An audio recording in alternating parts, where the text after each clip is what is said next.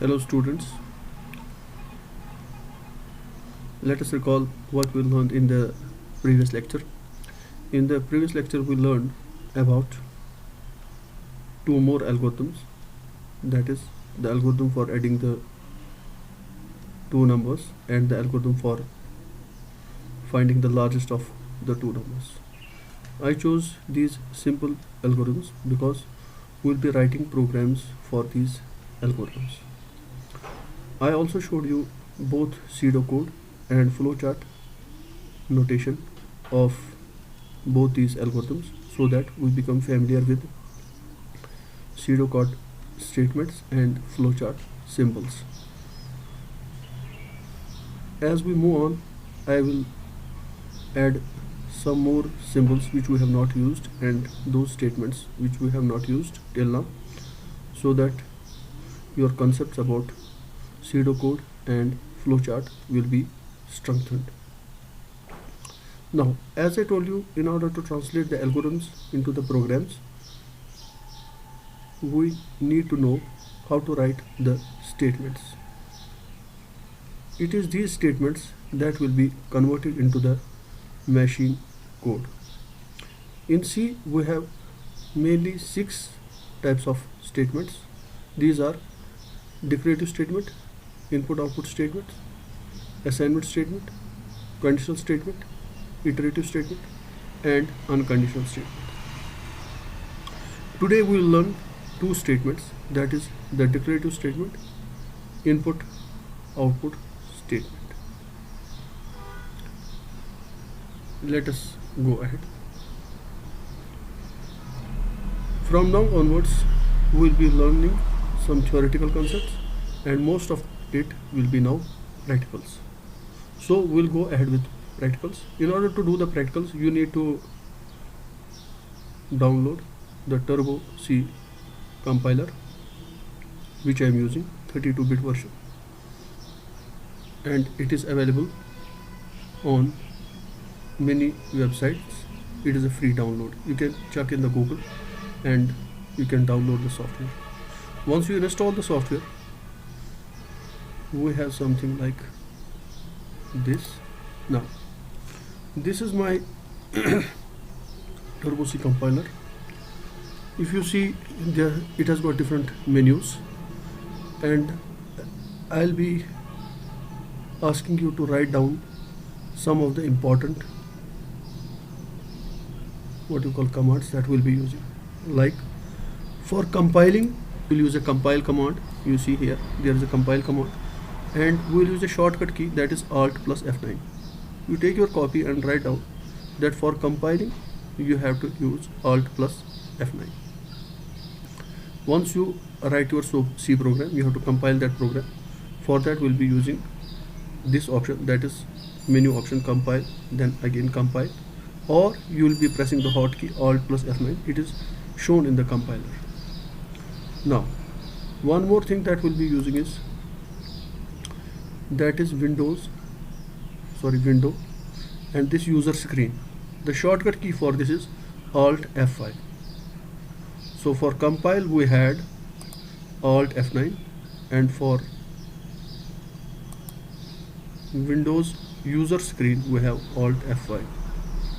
Again, one more thing we'll be using, that is how we execute our program or how we run our program. For that the short key is Control plus F9.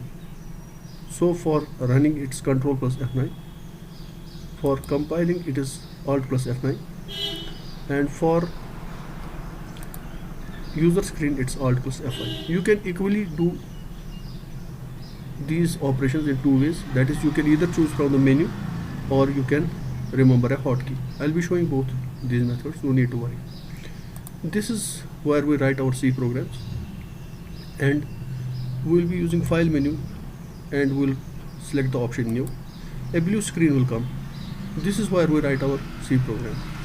We will need one more window, that's called window, message window, and it will come at the bottom, and you'll use this also, where this is the window where the compiler reports the errors. So these two windows are important. Now let us start by writing a program.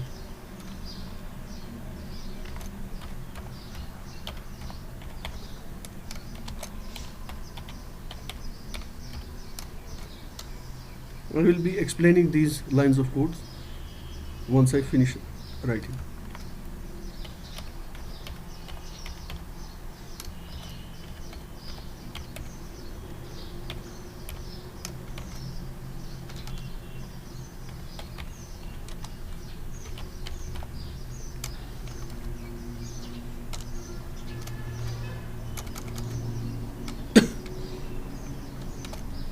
Now, this is the minimum requirement for writing a program in C.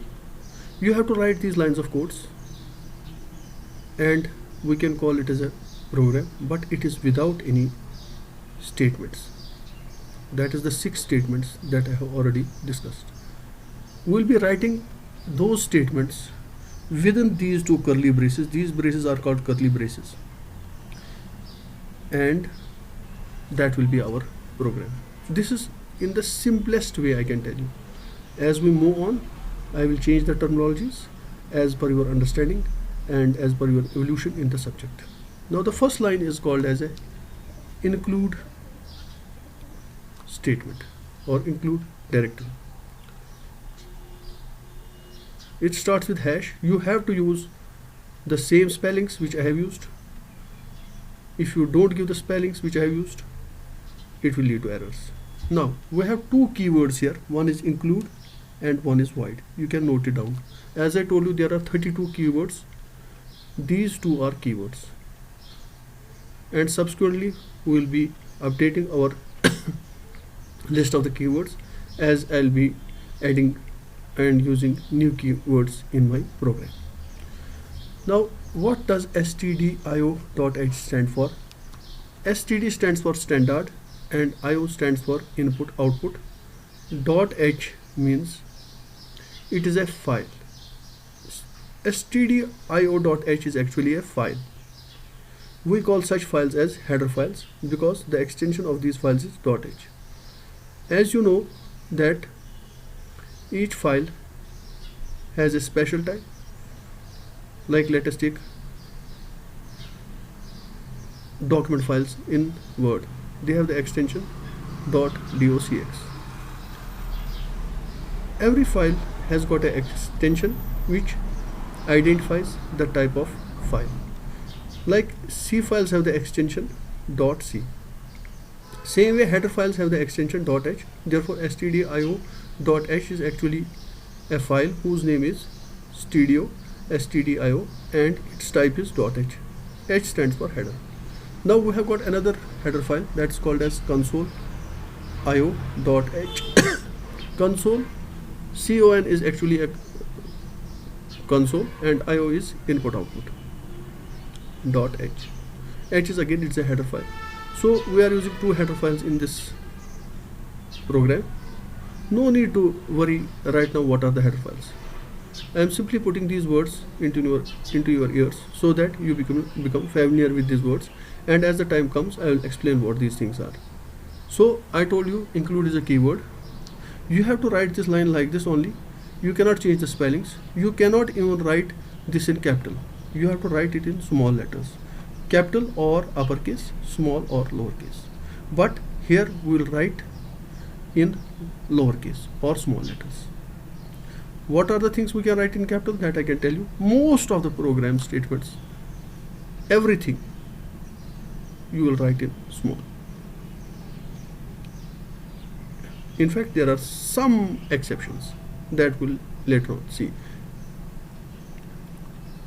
Now, this is the minimum requirement for writing a C program. Main is a function. It has got 2 short braces and 2 curly braces and a void keyword before the main. We can say that void is the return type of the main. Again, I have introduced one more term, return type. No need to worry again what is that term. So this is the basic structure of the C program. As I told you, you need to understand that if you write a C program, you have to write these lines of codes and nothing will work without these lines of code. And now as we learn the statements, we will be writing our statements within the main, that is within the two curly braces of main. This is actually what is within the two curly braces of main, that will be called as body of the main. That will be called as body of the main. There are so many technicalities related with this. I am skipping them right now because you will be confused. So let us simply understand that we will start writing the first line of our program immediately after the opening curly brace of the main. Now this first short brace is called opening short brace and this short brace is called closing short brace. Similarly, this first curly brace, which is pointing in this direction, and this curly brace that is pointing in the other direction, has different name. This curly brace is called an opening brace and this curly brace is called closing brace. Okay, so we'll be writing program within these two curly braces. What is a program? It is a set of statements. Now we need to learn how we write the different statements. Okay, we have not compiled the program yet because we have not written the program. We have just written the basic structure of the program. The first statement that we are going to learn today is syntax of declarative statement. As I told you, each program has got, or each algorithm has got, input variables and output variables. What are variables in an algorithm? They are the symbols that represent numbers. What are the variables in computer science? These are memory locations. So if you have got data, where do you store it? You store it in a memory, and that data can be used in the calculations, and the place where you store it in a memory is called as a variable. So memory variable is a location, and that location can be changed at runtime. This I have explained in the previous lecture. Now, how do we give a name to a location? This is what we do it in a declarative statement. That is, we will be asking the compiler to give us some location and we will be naming that location. How compiler gets that location? That is not our headache. We have to simply give the name of the location.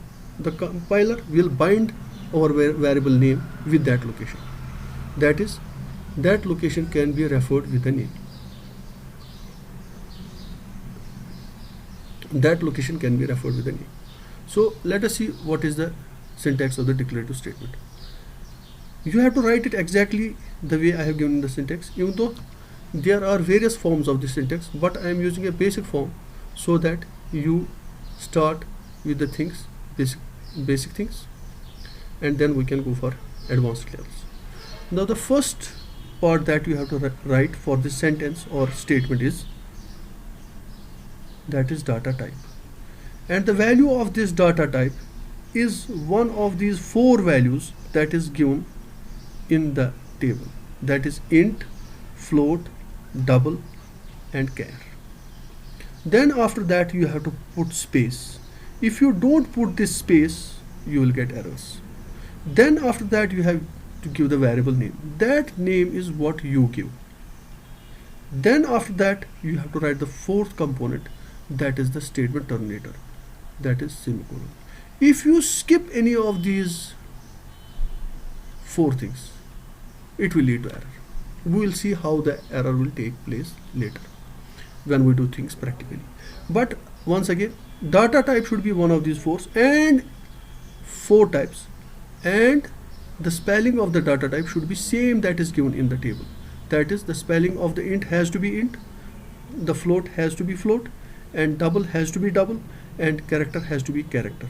And this should be also written in a small letters. You cannot make changes by your choice.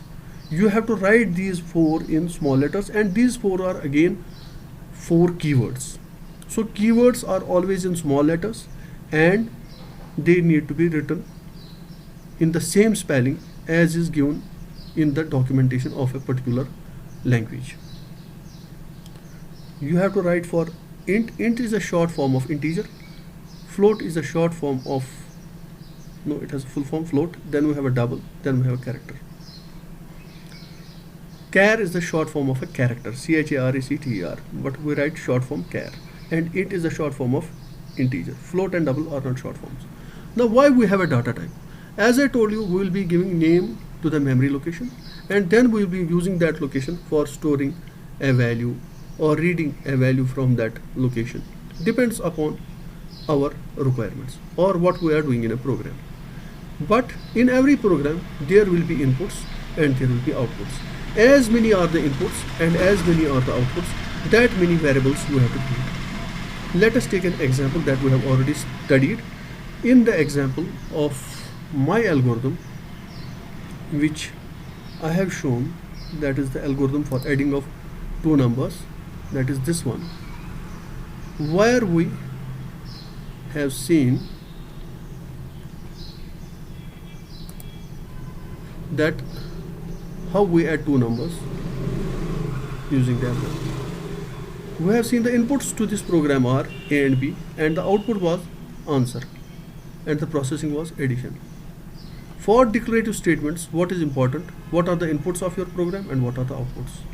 As many are the inputs and as many are the outputs, normally you will need that many memory location to store those inputs and to store those outputs. In this program, you need two locations, one to store A and one to store B, and another location to store answer. We will be implementing this program only in the C language, and you will understand then how we can do with this. Now we were here. So I am using three declarative statements to create three variables. The first declarative statement is int A. Now before I go ahead with this, let me give you the concept of a data type. Now in real life we have got data of different types. Like some data is numbers and some data is set of characters or alphabets. C supports four types of data. One is int, float, double and char. Now int is used to store numbers, float and double is also used to store numbers but with decimal point, and character is used to store a single alphabet. Why we have different data types? Because I told you in real life we are using different types of data. Now suppose my name, it is in character form, that it is the set of alphabets, or a roll number of a student, it is a number. It can never be 10.3 or 10.4. Normally the roll numbers are integers and that too positive. Then we can take age. Again age cannot be in decimal. So we have got two types of numbers. One are integers and one are decimals. So we will select the data type according to the type of data we are going to store in a variable. If we are going to store numbers in a variable, we can select int, float and double. And if we are going to select the alphabets in a variable, we are going to use character data type. Now numbers are again of two types, that is with the decimal point and without the decimal point. If we are going to store integers in our variable, we use the data type as integer. And if we are going to store decimal numbers in our data types, in our variables, we will be using float and double data type. This depends on the real life situation. As I have told you, in the real life roll numbers are always numbers, so they are not decimal numbers. And if we see number of items, it will be never a decimal number.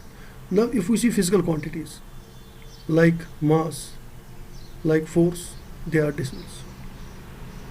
So accordingly, the quantities we want to store in a variable, we will select their data type and we will assign that data type to the variable to indicate to the compiler what sort of values we are storing in a variable or in a memory. So the concept of data type is very important. These four data types are called as primitive or basic data types. They are also called as fundamental data types or compiler defined data types. So the primitive or basic data types are int, that is integer, float, double and char. Integer is used to store integers and float and double is used to store those numbers which have got a decimal point. What is the difference between the float and double? The basic difference is that float can hold the smaller values and the double can hold the larger values. There is of course a range of values that can be stored in a float and double. The range of the double is larger than float, but both of them store the numbers with the decimal point, and in mathematics we call such numbers as real numbers. So float and double are used to store real numbers. Integers are used to store the numbers which are not having a decimal point, and they can be positive numbers or negative numbers, and character is used to store the alphabet. Now once we are adding the two numbers, let us take a simple case where we are not adding the real numbers, we are simply adding the numbers which are integers. So I have taken the data type of A as int, and I have taken data type of B also as int, and answer also as int, because once we add two integers we will get an integer as an answer. But these three are basically memory locations, and these memory locations have been given a name by a programmer as A, B and answer. I hope this is clear. A, B and answer. And the type of data that is stored in these three locations that the programmer has to select.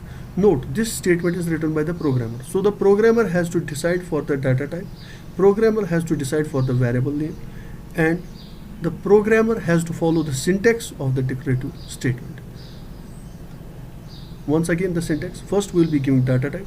In this example the data type is int, then we will be giving variable name. Variable name I have given as capital A. It is important. So variable name can be in capitals or in small letters. There are rules for naming a variable, we will see them later. The simple syntax is that we are asking the C through this int A and terminator that I want a memory location whose name should be A, and I will be storing some numbers in that A which I can use later on for the purpose I am writing the program, for which I am writing the program. I hope this is clear. Now let us see diagrammatically what is being done by the compiler. Suppose the compiler selects this location and it has an address 1111. I told you addresses are in binary. To this address it gives a name A. Now the programmer, high level programmer, has not to worry about the addresses. He can simply refer to this location with the name A, and we have got another location with the name B and another location with the name answer. These are the addresses of these locations. As I told, addresses are in binary. Then we can store numbers in these locations. Now I can say what is the content or value of A. Initially when A, B and answer are given names to certain locations, we have not stored any values in them. The values initially stored in them are called as junk values, because memory is a electronic device. Once you switch on the system, automatically certain numbers 0 and 1 are stored in that memory. Why? Because numbers are not actually stored in the form of numbers itself. They are stored in the form of voltages, and once you switch on the system, the voltages are automatically generated in these locations. The values that we have not given to these locations but they are already there, such values are called as junk values. So junk values are those values which the programmer has not assigned, but once the compiler binds a name to some location, that location has certain values automatically inside it, and those values are called as junk values.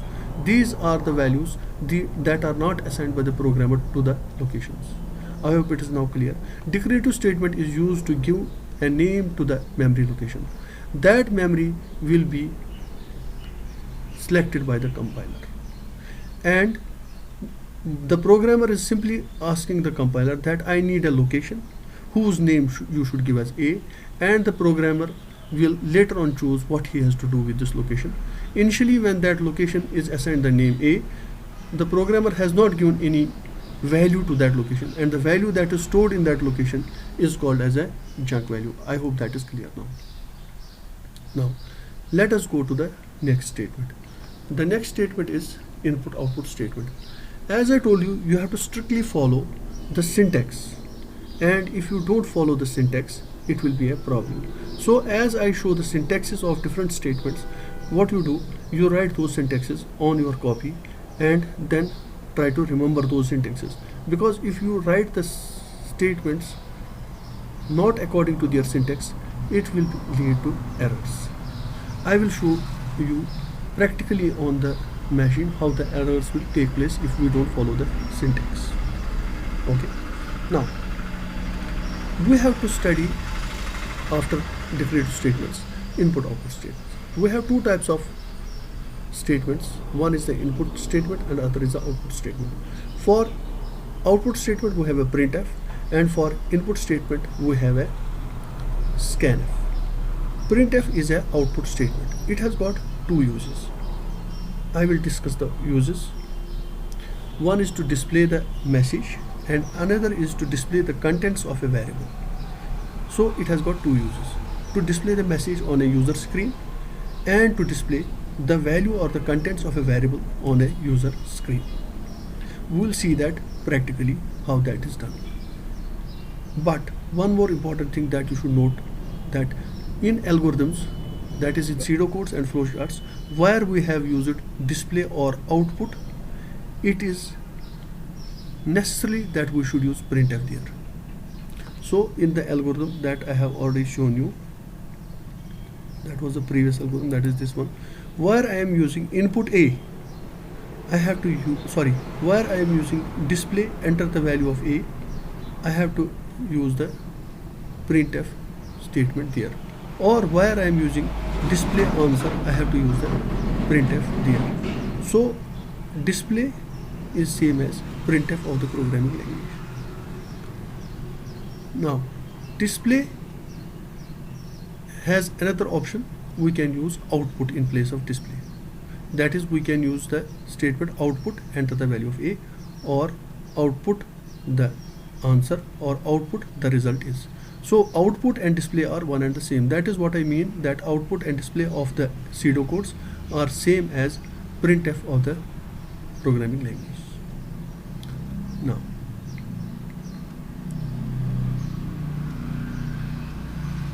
so the printf is same as display or the output of the algorithms. Next is how we display a message. Displaying a message has this syntax. We write a printf, then we have to write a short bracket, then we have to essentially write the double quotes. After the double quotes, we have to write a message that we want to display on the user screen, then we close the double quotes, then we close the short brackets, and then we write the statement terminator. Example of this is, suppose I want to display hello world on the user screen. I have to write the printf, I have to write a short bracket, I have to write the double quotes, then I have to write the message, then close the short bracket, then close the quotes also, then followed by closing a short bracket, then the terminator. I hope this is clear.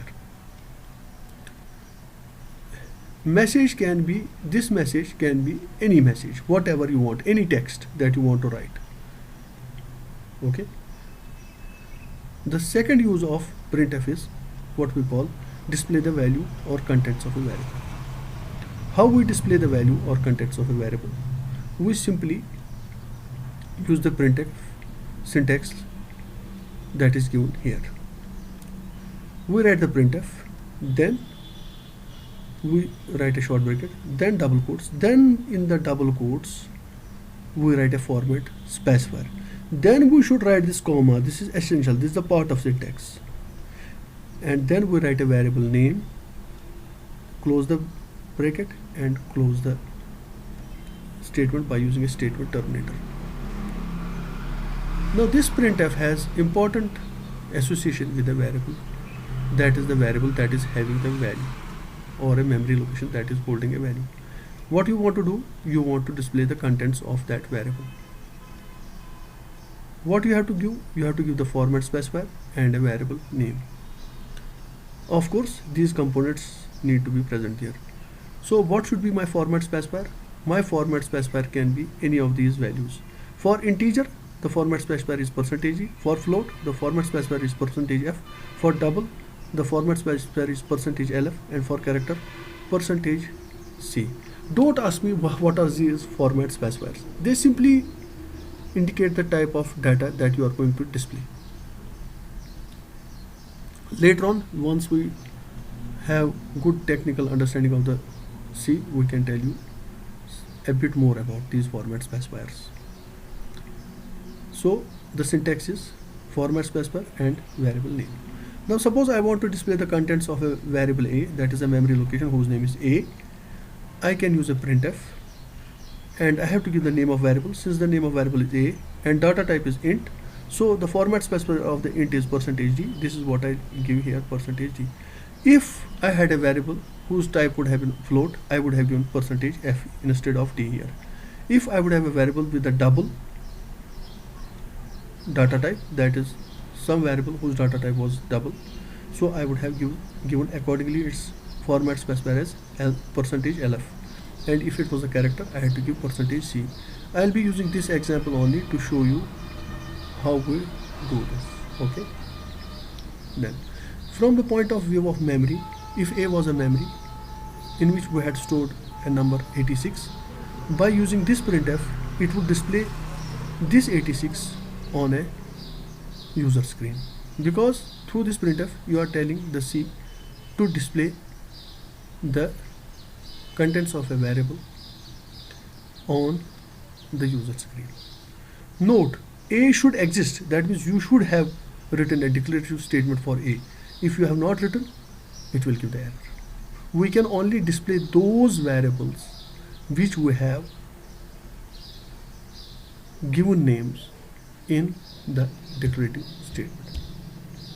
Giving a name in a declarative statement is also called as creating a variable. Right, I go to the previous slide to explain this. Suppose I have given a name to the location a as a, or I have given a name to some location as b, or a name to a location as an answer. I can say I am creating a variables here. Actually, this is the term used in many books. They say we are creating a variables, but actually the variable is a hardware. It is already there. You cannot create it. It's simply for the understanding of the students we say that we have created a variable, because they don't know about the hardware, and most of the books that are written for the C, they don't explain the hardware part first before understanding or giving the understanding to the students that what is a variable. Now we go to the second statement. First was this printf, as I told you. This was output statement, and it has got two uses. One is to display the message, and second is to display the contents of a variable, any variable that you have created through a declarative statement. If I use now creating a variable, you should not be confused. It simply means giving a name to some location by using a declarative statement. Now, for accepting the value from the keyboard and then storing it in a variable, we have got what we call as scanf. Scanf is same as input or output of the algorithms. I can go back again to make you recall what I mean here. This is the previous algorithm that we have already discussed. Wherever you have the input, that is input A, input B, you have to use a scanf here. Input or accept is same as scanf. Instead of input here, we could have used accept also. So the display part is the printf part, and the input part is the scanf part. I hope this is clear now. Again, there's a display here, so it's a printf part. So again, display here, this is a printf part. The first display is to display a message. Next is the input. This input is the scanf. And what does the scanf do? That I'll tell you again. Scanf is the input statement, and through this statement, the scanf wants us to type a value on the keyboard, or the user should type a value on a keyboard. Scanf will wait for that value, and once you type the value, it is the job of the scanf to accept that value and then store it in a variable. In simple words, if I have got a variable a whose data type is int, actually this is the syntax for the scanf, and it is same as the syntax for printf. Excepting I have made a one mistake here. Before a variable name, we have to give a ampersand. Yes, before the variable name, we have to give a ampersand here.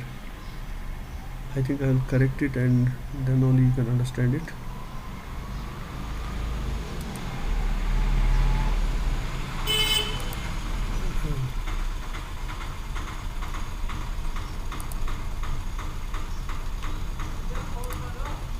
You have to give a ampersand here. This is a slight change as compared to scanf. Okay.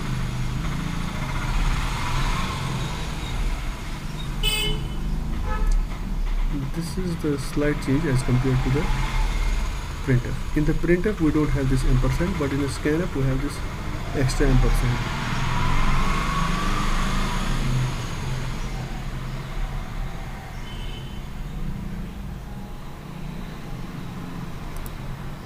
Now I have made a change. This would have led to errors if I would not have kept it here. This is a part of syntax. We need to have an ampersand here.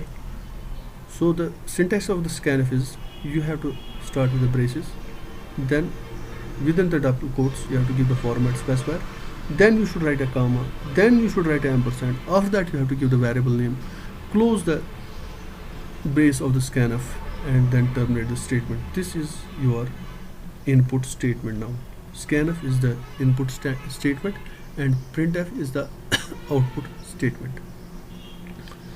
Scanf int a. Suppose I want to store a value in a which I give from the keyboard. What I do, I write scanf. Since a's type is int, I will now see what is the format specifier of the int, %d. If it would have been float, I would have given %f. If it would have been double, I would have given %lf. If it would have been character, I would have given %c. This is very important. Format specifier should be according to the data type of the specifier. Now let us see what happens. Suppose this was a location A, and in the location A there was 67 before the execution of the scanf. Once the scanf is executed, whatever you type in the value, and suppose that you type whatever value you type on a keyboard, whatever is that value will be transferred to what you call your memory location, that is your A. So scanf is used to accept the value from a keyboard and store it in A. Now printf is used to display the value of A. That is, if I say printf format specifier A, it will display the value 123 on the screen. If I say scanf %d comma ampersand A, again there should be ampersand here also, and once the scanf is executed, the value is stored in A. Let us do the things practically now. After understanding the declarative statement, input output statement like scanf and printf, let us now do things practically in a compiler.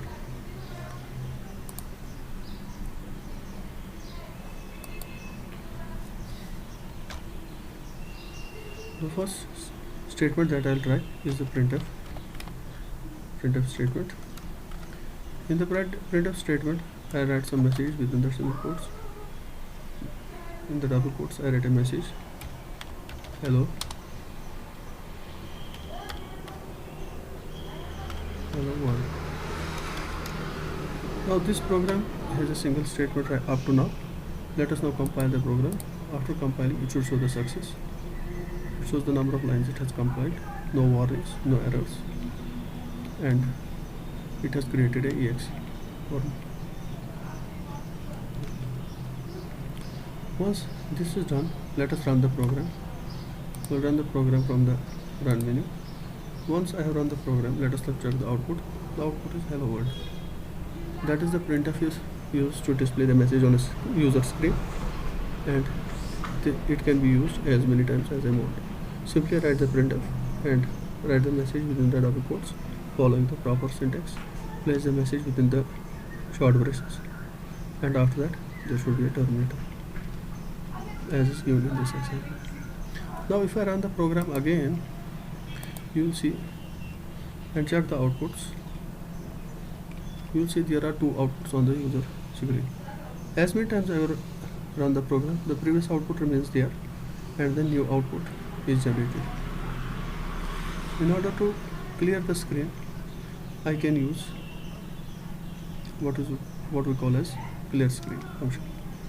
We can write that here, CLR and two short braces followed by terminator. Now when I compile the program and I run the program, you will see there only, if I check the output, this is the output that is there. The previous outputs have been erased. So that is the function of the CLR SCR function. Now what we do next is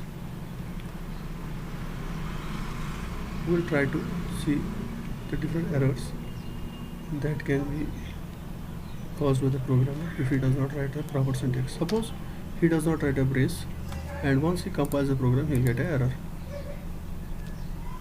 What is the error? Function call missing. So once he writes the brace and compiles the program again, you will see the error is gone.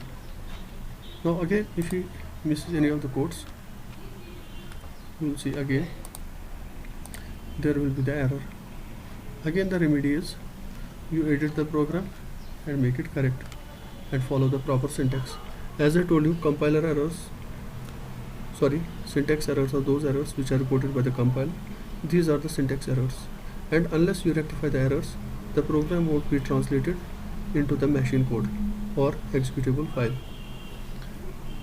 Now instead of print P in small, if I write a capital P, you will see again there will be an error once I compile the program.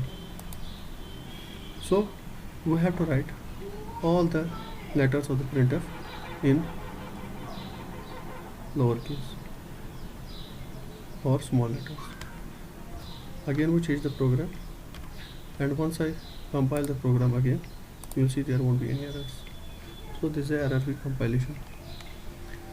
So we have to strictly follow the syntax. Again, suppose instead of this brace I brace a curly brace, you will see again there will be an error. So once you have seen that if a programmer does not follow the syntax as is given, he will be facing errors. Now inside the message you can write a capital or small, no problem. If I change the small capital H to small h to capital H, you will see if I compile the program, there won't be any errors. So message can be in uppercase or lowercase, but printf has to be written in small letters or lowercase, and it should have a short braces, two short braces and two double quotes and a terminator. We cannot change the syntax. As I told you, it's the grammar of the C and it needs to be followed. So this was printf. Now we have seen how we can display a message on the user screen using a printf. I'll place one more statement in the program that will make, that is the getChar, followed by two short braces and a terminator. This is for your ease so that we can see the output without pressing the Alt F5. Now once I compile the program, you see, and run the program, you'll see we are waiting on the output window. that is the user window. Okay. uh, Now let us see how we declare the variables. Let me declare my first variable, that is int a. This was the first variable, and another variable I need is int b, and one more variable that I need is int answer. Int should be in capital. I can write variable in capital or small, but since in the algorithm I am doing capital letters, that is I am writing a program for finding the sum of two numbers. And if you remember, in the algorithm I had given two variables, a, b and answer, and these variables were in capital letters. Now these variables are here actually names given to the memory locations. We are asking the compiler that he should give us 3 locations, and we named them as a, b and answer. This name is given by us. These are called as user defined names. I told you in the language there can be certain names that can be created by the user. Now int is a keyword, void is a keyword, include is a keyword, so we cannot change them. They have to be like this. But we can give the names of variables the way we like, but there are certain rules and certain constraints for naming the variables. We'll see the variable naming rules in the coming classes. Now after this we change the message, that is that we should enter the first number. The message is enter the value of a. Okay, if I compile the program now and run the program, you will see that I get the message enter the value of a. This is because of the printf. Now since there is no other statement after the printf, so nothing is done. Now let us see how we use scanf. In the scanf we have to write again scanf in small letters. Okay.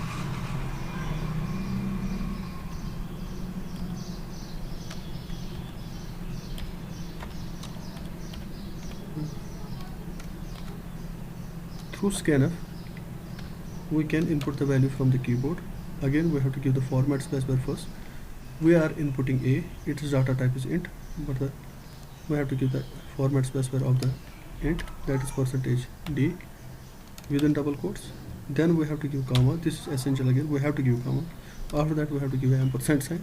Then we have to give a variable name, that is a. Now let us see what happens because of this.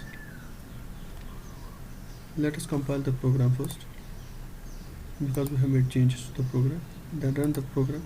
Each time we make changes to the program, we have to compile it again. Enter the value of a. I enter the value of a as 23. Now this value is accepted because of scanf, and once I press enter, this value will be saved in a.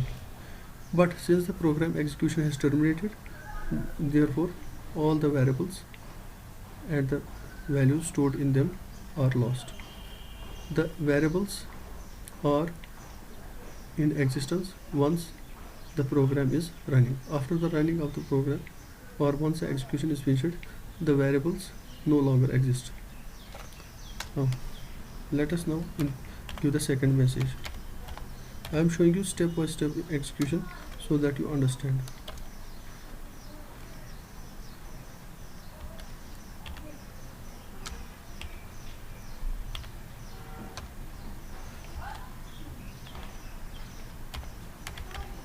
Enter the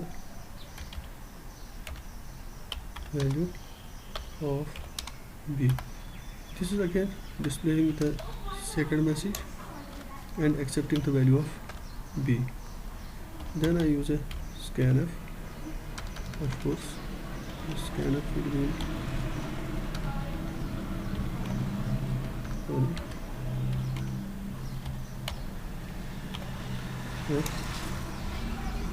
then format specifier, that is %d again for the b.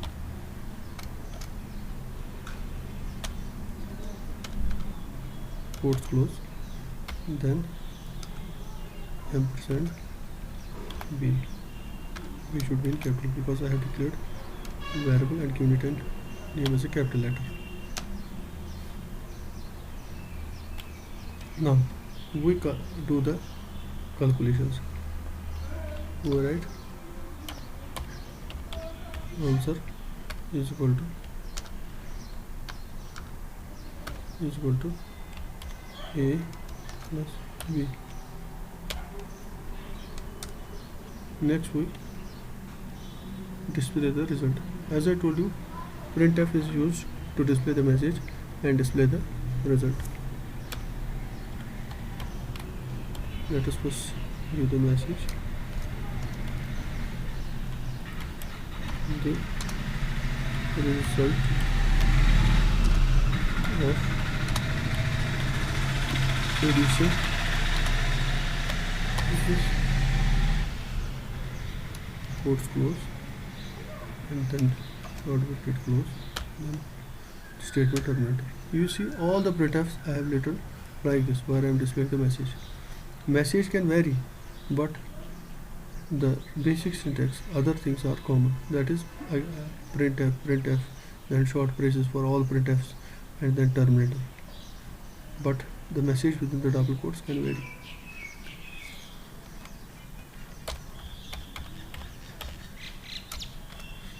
Now we have to display the value of a variable. Which variable you want to display? We have to display answer because our results, that is the result of A and B, is stored in answer. Answer is an integer, therefore its format specifier is %t, comma, then we say A and S. Now see the difference between scanf and printf. Once we are displaying the variable with the printf on the user screen, we have to write format specifier and variable name within the short braces. But in case of scanf, it is also the same, with the difference that we have to precede the variable name with the ampersand. So this is the basic difference between scanf and printf in the syntax, apart from their differences in the functions that are there. Printf is the output statement and scanf is the input statement. Input statement means it will accept the data from the keyboard and store it in a variable whose name is specified in the scanf. This scanf, that is the first scanf, will accept the data from the keyboard. The user types the number, presses the enter. Once he presses the enter, that data will be transferred by the scanf into the memory location A, and it will be saved there. Same is true of scanf, next scanf, but here the answer will be stored in B. Then we are doing the processing, that is answer is equal to A plus B. This simply means that we are adding the contents of location A and location B and storing it in a location answer. Then we are displaying the message, that is this simple printf. Then we are displaying the contents of answer. So for that you have to use printf, format, and the name of a variable. The printf will display the answer on the user screen. So whatever we display with the printf is displayed on the user screen, and whatever we write once we are using a scanf on a keyboard, it will be stored in that variable which is specified in the scanf. Now note that this program is set of statements. The first three are declarative statement. The CLR SCR is not a statement, it is something else, but you remember its function only. But we have discussed printf and scanf, they are both input output statements, and this statement is a assignment statement. I have not discussed this statement in detail, but you can simply remember right now that the contents of two locations A and B are added and the result is stored in the answer. This is how we implement the first algorithm which I discussed, that is the program for or algorithm for adding the two numbers. Now let us compile the program. Now compilation is a success, that means we don't have any errors, and since there are no errors in the program, we can now run the program. That is, we are running the exe. it is asking for the value of a. I enter the value of a as 12, then I enter the value of b as 4, and then I check the result using Alt F5. The result is 16. If you see, the result is 16. We make a small change here so that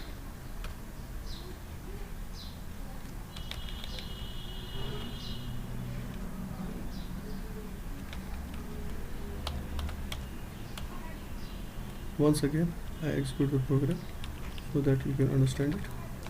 I run the program. I say value of a is 16 and value of b is 9, and then I check the answer. The value of the result of the addition is 25. That is 9 plus 16 is 25. So this is how we implement the first algorithm. I hope you have understood, and as I go ahead with my classes, I'll be showing you how to execute the program in the trace mode, that is step-by-step execution, and that way the logic will be more clear. This is a starting example to start with. I hope you have liked the class, and I'll be looking forward for your comments and feedbacks so that we can improve. Thank you.